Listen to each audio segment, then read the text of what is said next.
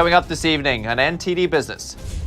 Over 400,000 jobs added last month. The unemployment rate also hit a new pandemic low. Senator Elizabeth Warren calls for a central bank digital currency. What are the pros and what are the cons? Chinese property developers in the spotlight again. Trading of their shares suspended in Hong Kong today. That and much more coming up on NTD Business. Great to have you with us. Paul Graney here, live from New York City. U.S. job growth rose steadily again in March. Wages went higher and the unemployment rate fell. American employers added 431,000 jobs last month, with leisure and hospitality adding the most. Here's the president. Jobs and unemployment are not just another statistic. They go directly to the core of what the economy represents: the ability for hardworking Americans to live with dignity, support their families, and build a better life for their children. The unemployment rate fell to 3.6%. That's the lowest since February 2020. Businesses are also raising pay. Nearly half of American small businesses say they upped wages last month. Overall wages rose 0.4% for the month and 5.6% over the past year. But inflation is near 8% for the year, according to the CPI.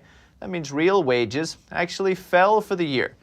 Inflation could be forcing more people back to work too. 420,000 workers joined the labor force.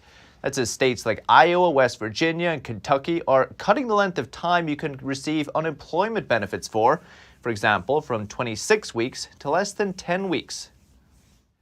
So joining us with the lowdown in the jobs market is ZipRecruiter's chief economist, Julia Pollock. Julia, great to see you again. Congratulations on the birth of your beautiful baby. Strong jobs report. It looks like still we have more jobs than there are people willing to fill them. I think what caught my attention this morning is the DHS are going to issue 35,000 new seasonal worker visas, H-2B visas. For the upcoming season. How do you think that's going to help employers? So we have the tightest labor market on record. There are more than 5 million more job openings than unemployed workers, and there are industries that really rely on immigrant labor, such as healthcare and nursing homes, where, for example, there are usually plenty of caregivers from places like the Philippines. Those countries throughout the pandemic have sent nobody. Right? Consulates have been closed. There have not been normal numbers of immigrants. That has caused severe staffing shortages in certain industries in particular, and this could offer some relief, although it's a pretty small number. It's something that didn't really get much media coverage, I felt, during the pandemic for whatever reason. How long do you think before we see the effects of this start to iron itself out? Well, I think it's going to take quite a while because we're in a really huge hole when it comes to sort of legal visa immigration. In 2015, 2016, we had more than 1 million people enter the country each year. During the pandemic, 200,000 last year. So a very, very, very huge, enormous decline at a time when demand for labor is white hot and labor supply only sort of recovered slowly. That said, labor supply is picking up quite rapidly now. We are seeing kind of a full and healthy return of workers to the labor force. The prime age labor force is actually bigger than it was before COVID. And overall, we're even seeing the groups with the largest sort of exodus from the workforce starting to come back, like retirees. Interesting. Are they coming back into physical stores, physical offices, or are they working from home? We see the Google ex-HR chief saying that this work from home hybrid model is not going to work. Bosses want people back in the office. You think workers are ready for this? I think companies and leaders can say all they want, but the market is going to tell them what they'll have to do. And here are a couple of key stats to keep in mind. On ZipRecruiter, we look at what job seekers want all the time in real time, and 62% of job seekers are looking for remote work. 20% only want remote work. 42% would prefer it. And there are very good reasons for that. The average remote worker saves 70 minutes a day on commuting and preparing for work. They use 30 minutes of that time to do more work. So companies actually should see this as a win-win. They see productivity go up 5%. They see their employers happy to accept lower wages because employees view this remote work option equal to an 8% pay increase. So it can save companies money, they can be more productive, it can expand diversity because it's particularly popular among women and minorities. I think it's a no-brainer, and I think the market is going to tell companies what they have to do. On that point, how are workers kind of combating inflation in their negotiations? Any interesting trends you're seeing? So the main reason workers are demanding higher wages right now is because they have leverage, and this is such a tight labor market. They have outside opportunities that are very attractive. More than 50% of employed job seekers who want to switch jobs tell us they know that if they were to tell their employer that they're going to resign, their employer would beg them to stay and counter an outside offer. That is the kind of leverage and confidence we have not seen in this labor force in the United States in decades. Inflation is only adding to what workers are demanding and hoping for, and it's also causing them to stick to their guns about remote work. When gas prices are so high, when the cost of commuting is so high, workers are going to hold out for remote opportunities or leave companies that require them to come back to the office 5 days a week. Interesting times. Julia Pollack, ZipRecruiter, appreciate it. Thank you. Good talking to you. You may want to meet with your boss soon about that raise. Inflation is set to cost American families $5,200 this year on average. That's over $400 a month. These are Bloomberg estimates.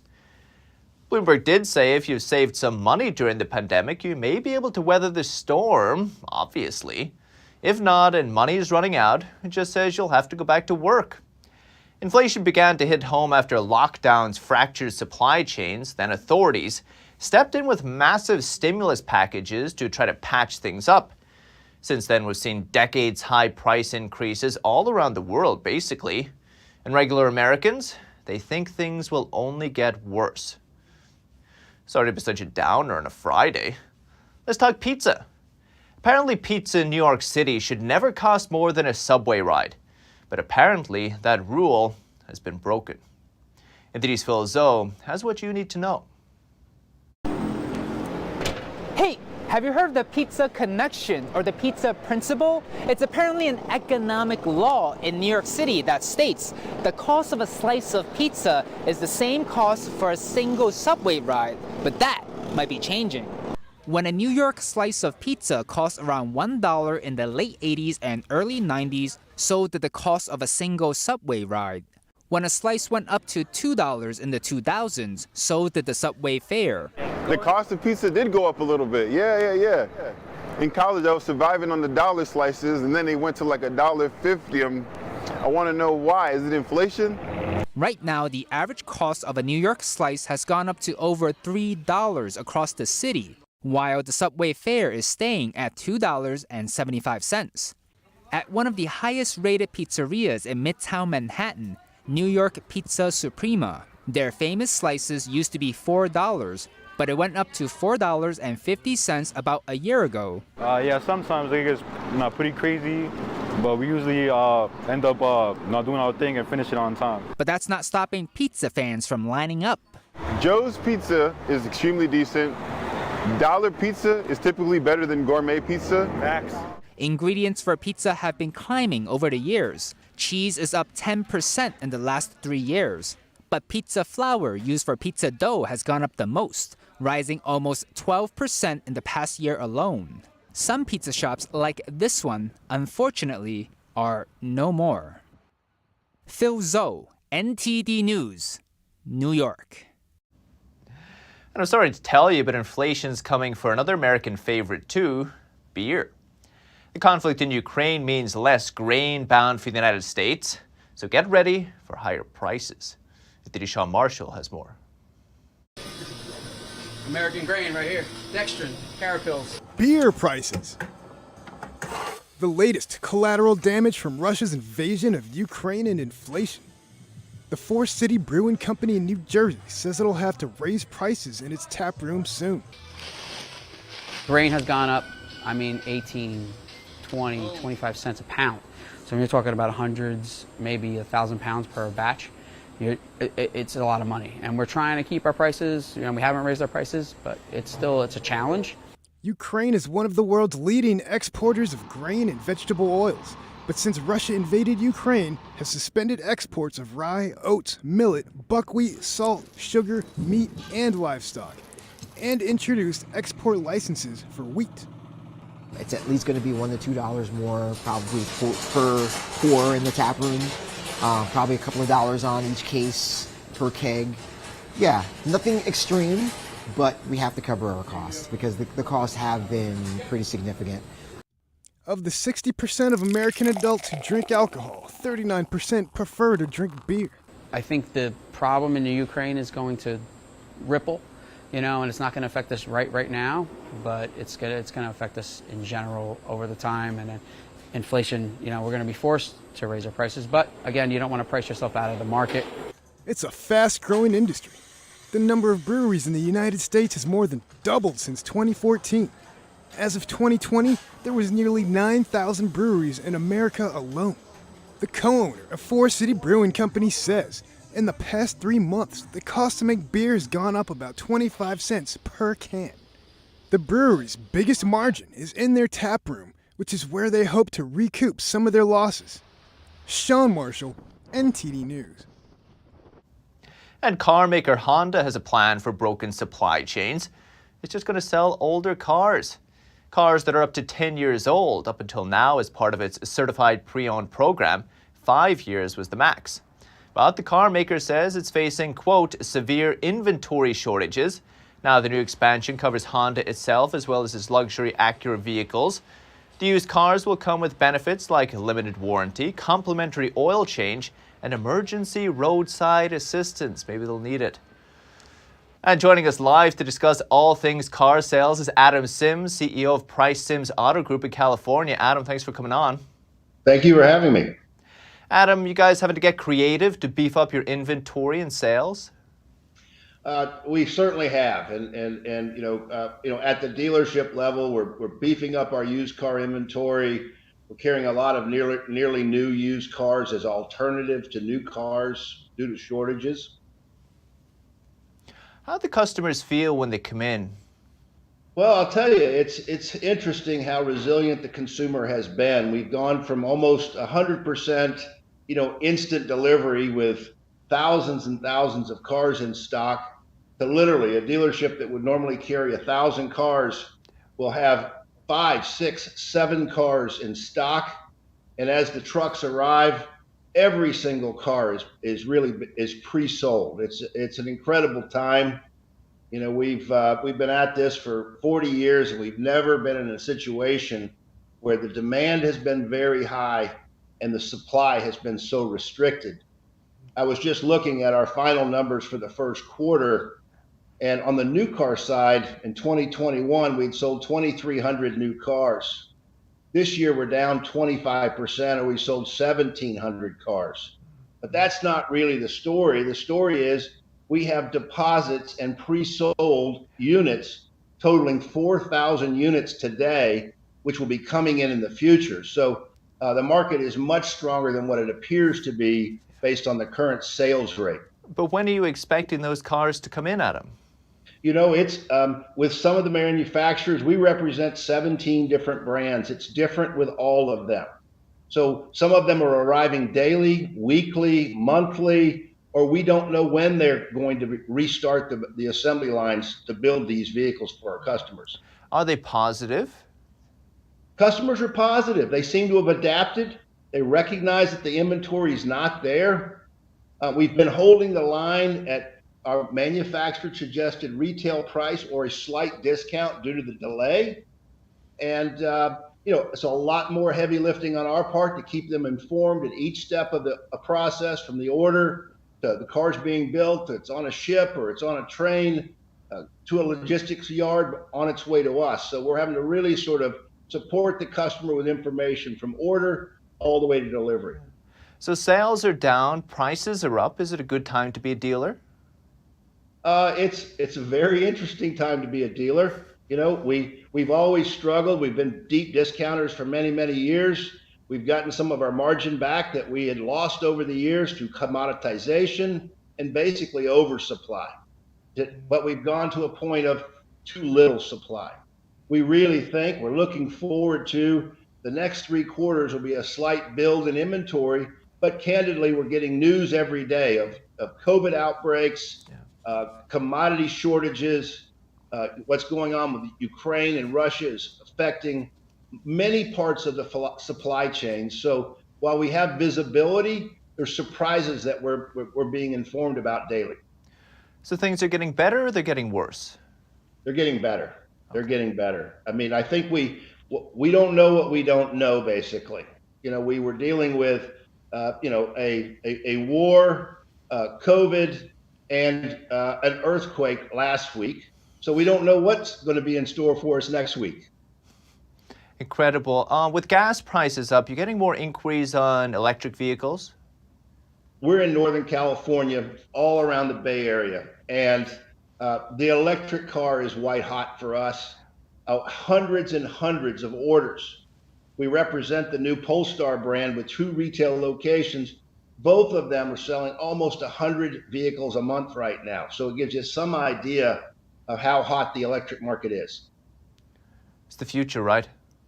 It certainly is here, but it's here today. It's not in the future. It's here today for us.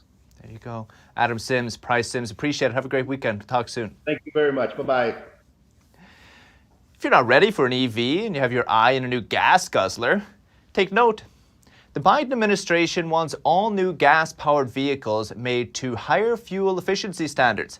That means they'll drive longer on the same amount of fuel, cutting emissions. The Transportation Secretary says the new standard will help Americans save on gas. And the benefits are going to be real for drivers across America. Starting in model year 2024, when these standards take effect, Americans buying a new vehicle will spend less on gas than they would have if we hadn't taken this step. The new standards are more aggressive than the Trump administration's. Automakers say they'll need to spend tens of billions of dollars to comply with the new rules. It'll cost about $100 billion for Detroit's Big Three alone.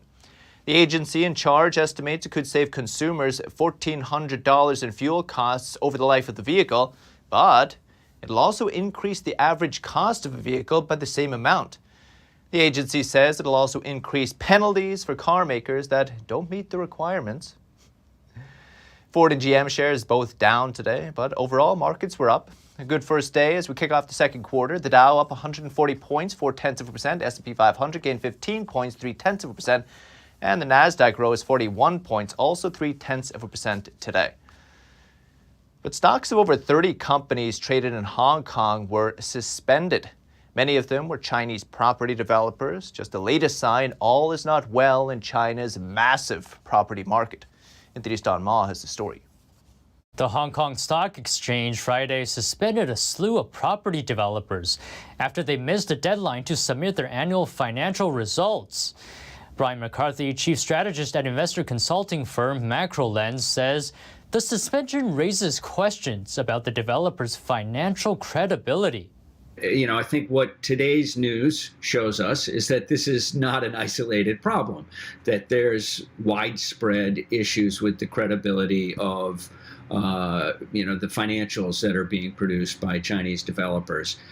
The suspension means investors can no longer buy or sell the Chinese developers' shares on the stock exchange. I feel badly for any investor who remains invested in the equity of Chinese property developers. It's dead money in the equity of most of the Chinese property developers. I would, harvest whatever you can, because I think many of these stocks are going to be zero. And how is the health of the Chinese property market? The big issue is that the downturn in the Chinese property market is relentless at this point, and both Chinese authorities and market participants are still underestimating the damage this is going to do to the Chinese financial system, and the degree to which this is going to be a dead weight on Chinese GDP growth for the foreseeable future. Chinese property firms halted on the Hong Kong exchange include major players like Kaiser Group, China Aoyuan Group, Sunshine 100 China Holdings, Fantasia, and Modern Land China. Don Ma, NTD News. And Senator Elizabeth Warren is putting her weight behind a central bank digital currency. She says it could improve many things that banks are doing wrong, but there are privacy concerns. NTD's Colin Fredrickson has more. Senator Elizabeth Warren wants the U.S. to have a central bank digital currency. You could have a digital wallet. You could move that digital currency back and forth between either individuals or banks potentially as easily as you might move Bitcoin. Doug Schwenk is the CEO of Digital Asset Research. Schwenk says there's no perfect definition yet because the idea is so new. Elizabeth Warren says that a central bank digital currency can improve a lot of things that banks do wrong. Dave Schwartz is the president of the FIBA, an international banking association. Schwartz also supports having a central bank digital currency. So you would remove basically the physical currency from the marketplace. And this will allow it to move much quicker in terms of transmission. The cost will be much lower. And for banks, it would be very helpful in terms of anti-money laundering. Meanwhile, Senator Ted Cruz has introduced legislation that would ban the central bank from issuing this kind of currency to people. Cruz says it could be used as a surveillance tool, similar to what's happening in China right now. Frank Schwiel is the CEO of Cefello, a Swedish crypto platform. Schwiel agrees that this would be a breach of privacy, but that it could also be viable. If it's married with the existing cryptocurrency market, it could play a complementary role. And Doug Schwenk, the CEO of Digital Asset Research, says a central bank digital currency could potentially replace banks. Your retail bank needs customers that make deposits to be able to do the other services that it offers. If the central bank digital currency existed in the way that cryptocurrencies exist today, I could have a wallet on my phone and I wouldn't have any need to park that digital currency with my local bank. Schwenk says this could happen, especially because interest rates are so low. Colin Fredrickson, NTD News. Still to come. The world's biggest fashion retailer gets a new boss, and it isn't just anyone. What's top on the to-do list? South Koreans flocking overseas for, quote, revenge travel after lockdowns. One American destination is especially popular. That and much more coming up on NTD Business.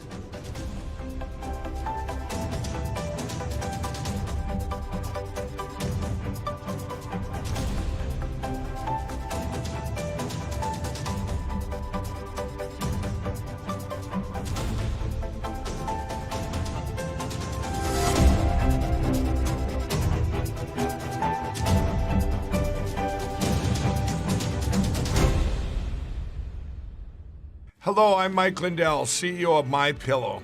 Retailers, shopping channels, and now even banks have tried to cancel myself and MyPillow. During these times, your support has meant everything to us. So my employees and I want to personally thank each and every one of you by passing the savings directly on to you.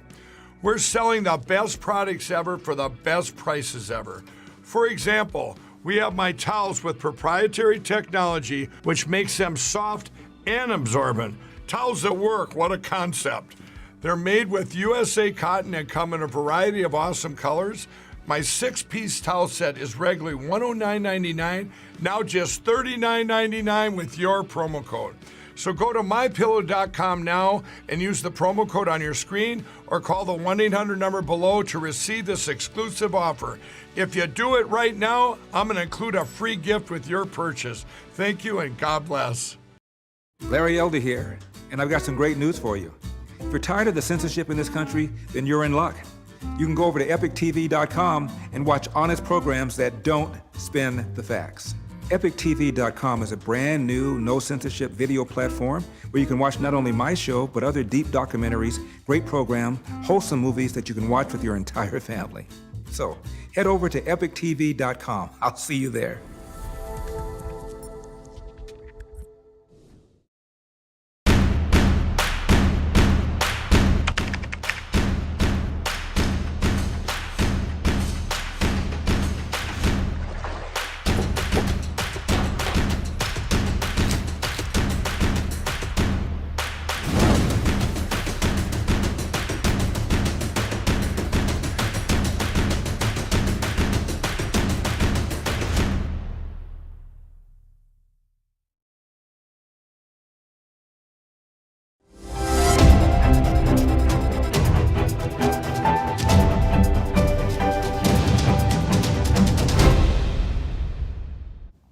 Welcome back.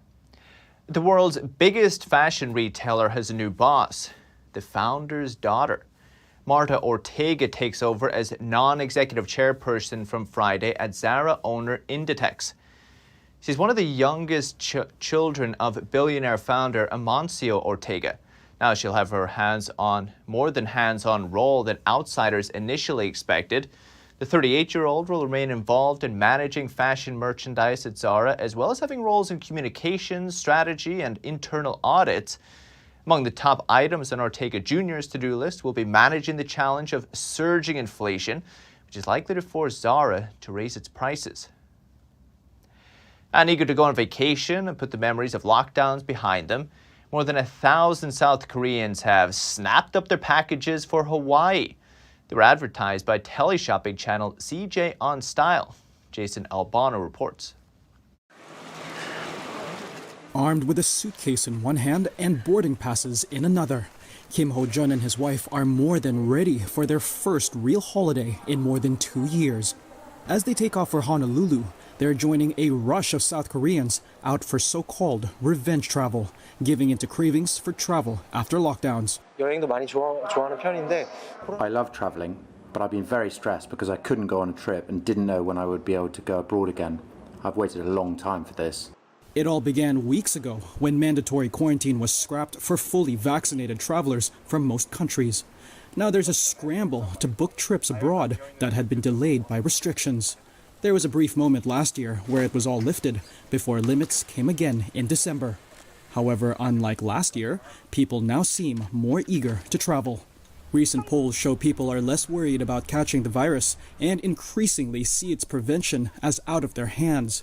A South Korean shopping channel, CJ On Style, said that in 1 hour on Sunday, it got some 2,800 orders for a Spain and Italy trip, amounting to more than $12 million. That comes just days after a more than $7 million sale for packages to Hawaii. In the case of last year's travel packages, which were made valid for 2 years, it was like we were selling expectations to customers, like dreams and hopes rather than actual travel package plans. But this time, with the exemption of quarantine for overseas arrivals, it's become possible to travel. Kim and his wife booked their tickets to Hawaii last minute. It's where they enjoyed their honeymoon 6 years ago. They're eager, both to relive pre-2020 life and to put the memories of lockdowns behind. The one thing left to do is board their flight. That's the latest from the NTD Business team and myself, Paul Graney. Can still catch NTD Evening News with Stephanie Cox. That's at 6:30 p.m. Eastern. For NTD Business, it's all for this week. Have a great weekend. Thanks as always for watching. We'll see you Monday.